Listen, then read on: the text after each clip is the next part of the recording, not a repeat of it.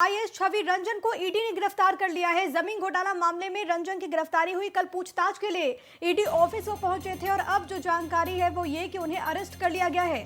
जवाबों से संतुष्ट न होने पर ईडी ने बड़ी कार्रवाई करते हुए उन्हें अरेस्ट किया। 10 घंटे की पूछताछ के बाद ये गिरफ्तारी हुई है। जमीन घोटाले का ये पूरा मामला और इसमें आईएएस छवि रंजन की मुश्किलें बढ़ती हुई, क्योंकि गुरुवार को वो ईडी ऑफिस पहुंचे थे और इसके बाद उनसे तमाम सवाल पूछे गए। 10 घंटे की पूछताछ हुई। इसके बाद संतोषजनक जवाब नहीं देने पर उन्हें अरेस्ट कर लिया गया है। ईडी ने छवि रंजन से हेडल अंचल के बजरा मौजा के 7.16 एकड़ जमीन की घेराबंदी, उसके दस्तावेज रजिस्ट्री कार्यालय से गायब पाए जाने के मामले को लेकर पूछताछ की और इस पूरे मामले में छवि रंजन के जवाब से ईडी अधिकारी संतुष्ट नहीं हुए।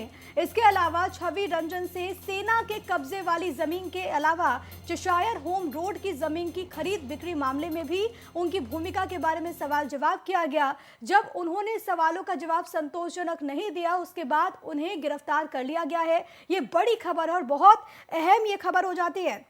आपको ये बताते चले कि रांची में सेना की जमीन खरीद बिक्री मामले में गड़बड़ी के आरोपी आईएएस छवि रंजन को ईडी ने अरेस्ट कर लिया है। छवि रंजन की गिरफ्तारी रांची में अवैध रूप से जमीन की खरीद बिक्री से जुड़े हुए मामलों में हुई। आपको ये बताते चले कि रांची के उस वक्त वो डीसी थे, यानी कि उपायुक्त, और इसी दौरान जमीन घोटाले में उनकी भूमिका बेहद संदिग्ध पाई गई थी और इसी को लेकर तमाम तरह के गंभीर आरोप लगे। हालांकि इससे पहले भी ईडी ने उन्हें पूछताछ के लिए बुलाया था। कई जगहों पर कार्रवाइयां भी हुई थी, छापेमारी भी हुई थी, आपको याद होगा, और कई सारे ऐसे डॉक्यूमेंट्स भी मिले थे जिसके आधार पर जब उनसे पूछताछ हुई, तमाम तरह के सवाल ईडी के अधिकारी ने उनके समक्ष रखा। उन सवालों का उन्होंने संतोषजनक जवाब नहीं दिया, जिसके बाद उन्हें गिरफ्तार कर लिया गया है और इस वक्त की सबसे बड़ी खबर है। हालांकि अब देखना होगा, क्योंकि गिरफ्तारी के बाद जाहिर है कि कोर्ट में पेश किया जाएगा। अब आगे की प्रक्रिया क्या कुछ रहती है और इस दौरान कैसी तस्वीरें सामने आएगी, वो भी भारत एक्सप्रेस आप तक पहुंचाएगा। No information regarding it.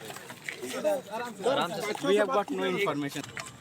मैं मिल सकता हूँ उनका, मैं अधिवक्ता हूँ। ये तो लेकिन मिलने नहीं दिया गया, इसका मतलब अरेस्ट कर लिया गया है क्या?